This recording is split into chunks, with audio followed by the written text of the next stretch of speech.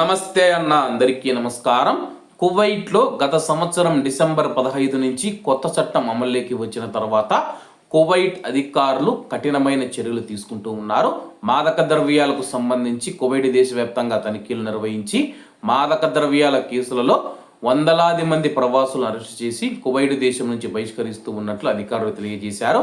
వివరాల్లోకి వెళితే మాదక ద్రవ్యాల నియంత్రణ విభాగం general department director general brigadier general Mohammed కుబాజీద్ గారు స్థానిక మీడియాతో మాట్లాడుతూ కువైట్లో ఈ సంవత్సరం ప్రారంభం నుంచి దాదాపు 150 వ్యసన నివేదికలు వచ్చాయని చెప్పేసి, అంటే 150 మంది మాదక ద్రవ్యాలకు బానిసైనట్లయితే నివేదికలు వచ్చినట్లు ఆయన వెల్లడించడం జరిగింది.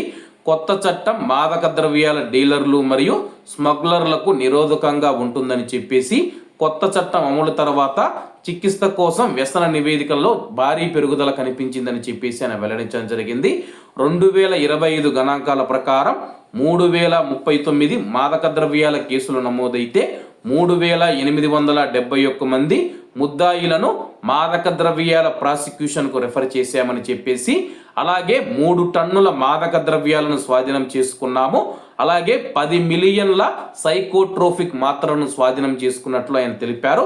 అలాగే మాదక ద్రవ్యాల కేసులలో 2025 సంవత్సరంలో మనం చూసుకుంటే 1197 మంది నిందితులను, వివిధ దేశాలకు సంబంధించిన నిందితులను కువైట్ దేశం నుంచి బహిష్కరించామని చెప్పేసి, వాళ్ళు మళ్ళీ భవిష్యత్తులో కువైట్లోకి రాకుండా వాళ్ళ యొక్క పేర్లను బ్లాక్ లిస్టులో ఉంచి భవిష్యత్తులో కువైట్కు రాకుండా చర్యలు తీసుకున్నట్లయితే వెల్లడించడం జరిగింది.